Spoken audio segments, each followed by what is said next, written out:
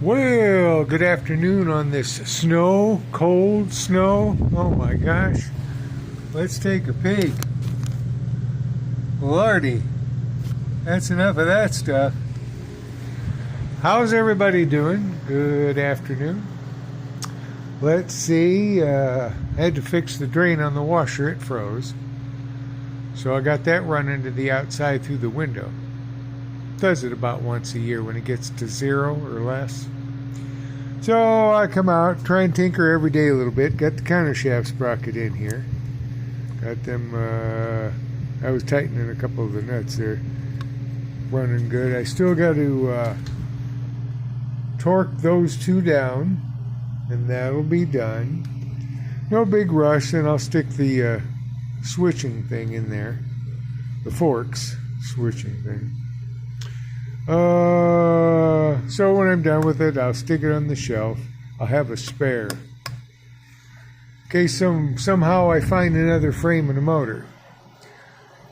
And I got the carburetor back in. I did go ahead and I found one for like 20 bucks, a gas tank. Apparently only 1 year did it have the visible how much gas is in there, because they found it probably leaks. So only in 1980 was that way. So the 81 to 91, I think 91's the last year of this, they just have a plain old gas tank. So I've been going through and replacing some hoses. Like I say, clean the carb, put that back together. Took the head off, took a look at that. A friend of mine brought over a thing that he looks inside his ears with, so I shined it down the hole. Looked like there was a little hole in the of course, it wasn't. It was just a dimple. But so I put it back on. Used the same head gasket. There's not a lot of compression. Same head gaskets, 4 and 8, respectively, for the 4 nuts. So I did 4 and 9. So it should be all right. I got the gasket for this and got that back together. And then I was going like this. I go, oh man, I had to look up how you start it. It's been so long. Because on that Honda, you went click, click, click, click, and that was it. Like wound it. And then you release this and go, whee! Well, here, you pull this prior, then you go. Then it's like a regular Kickstarter. So, but at least I didn't booger up the gasket by taking it back off. So, you know, exercise in futility. So, that's back in. I glued these back in for it. This never leaked. And the oil comes down here from the bag, and I pulled this off, and I was turning the rear tire, which turns the gear for the pump, and it started to bubble out a little bit. So it's working. So no longer I'm going to be putting the oil in the gas. I will try it that way, and it should work. I put the 500 milliliters back into here. Still don't know what that's for. Probably some kind of cover at one time, because there's a cover missing for the other side. Oh, I just Velcro, because the clip was long gone, so I just have Velcro, and then you just like pull it. And I made the foam air cleaner long ago. There must have been something that you slid, because it looked like it's V-shaped. But that's missing, so I did that. So it's got the air cleaner. You can see, just waiting on the gas tank. I did cut this all the way around. And then I put in a normal socket that I found in the back. I tend to save a lot of stuff. So it has the bulb inside. It's just a high-low bulb. Probably was for brake and running. Maybe in a Chrysler or something. But it works. Like I say, the bulb was all one piece. So I just went in and cut that out, put that in, one round of like cork, and then it tightens up.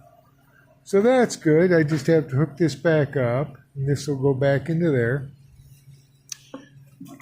Yeah, this is the old one. Like I say, that goofy thing on the side, it always leaked, and I had this whole thing epoxy. It didn't last since 1986 when I had it. But since I found one, it'll have a regular gas tank, and then maybe I'll just paint something on the side to make it look like that's actually in there. So, or I guess I could cut that off and just glue that in the spot. So that's what I've been up to. Of course, been saving metric nuts and bolts for a long time. These are the small ones. I got 3 different sizes. Metric is kind of confusing to me. But most of the stuff is like 1 millimeter or something. 6 millimeter by 1.00. That's what most of this stuff is. Of course, even though I put them in there, when I go to use them back, put them back, somehow they're the wrong ones or I lose them. So thank goodness I tear apart. If somebody's taking a car to the junkyard, I go through it and take all the screws, nuts, bolts out of it. So they come in handy. I hate to go to the hardware store and buy them if I had to. That's what the lower section down here, that's all metric down here. All pretty much metric. The rest is SAE stuff. Well, let's see. The old snowblower's been doing good. Carb was leaking right out of the bat, but seems to fix itself. It's not leaking now. It would stop every once in a while, but I think there was dirt in the carburetor.